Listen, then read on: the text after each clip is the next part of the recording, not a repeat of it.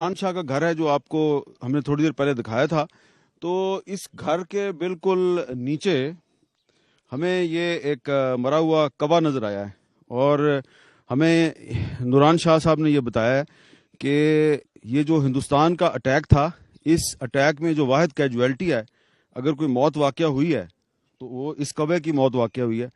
और इस मजलूम कबे की लाश आपको यहाँ पे जब्बा के मुकाम पे नज़र आ रही है। इस कबे की कातिल इंडियन एयरफोर्स है। यहाँ पर आपको 300 या 350 टेररिस्ट तो नज़र नहीं आए, ना ही हमें यहाँ पे किसी टेररिस्ट का खून नज़र आया है, ना ही कोई एविडेंस मिली है। अलबत्ता एविडेंस आपके सामने है, ये कबा मर गया है। इंडियन एयरफोर्स ने इस कबे को मार दिया है और ये कबा जो है ये यकीनन रंग इसका काला है, लेकिन ये दहशतगर्द नहीं था। देख लें गौर से, आपको कहीं से भी ये कबा दहशतगर्द नज़र नहीं आएगा। और ये जबा टॉप पर एक और जगह है जहाँ पे 2 दिन पहले इंडियन एयरफोर्स ने बमबारी की और इस बमबारी का नतीजे में जो यहाँ पे तबाही हुई वो इस बम ने तबाही फैलाई, जिसका टुकड़ा मेरे हाथ में आप देख रहे हैं। और यहाँ पे जो तबाही हुई है वो सिर्फ दरख्तों की तबाही हुई है। देखें यहाँ पे बहुत से जो दरख्त हैं वो तबाह हो गए हैं, नीचे भी आपको बहुत से दरख्त जो हैं वो तबाह होते हुए नजर आए हैं।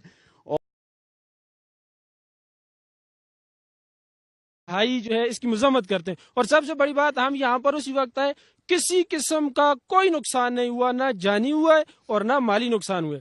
हमें साहब आप मेरी बात पे यकीन करें कि यहाँ पर जो सुनामी ट्रिलियन जो दरख्तों का मंसूबा बनाया था दरख्त लगाने का हुकूमत ने, उस सिलसिले में जो दरख्त लगाए हुए थे उन दरख्तों को नुकसान पहुंचे।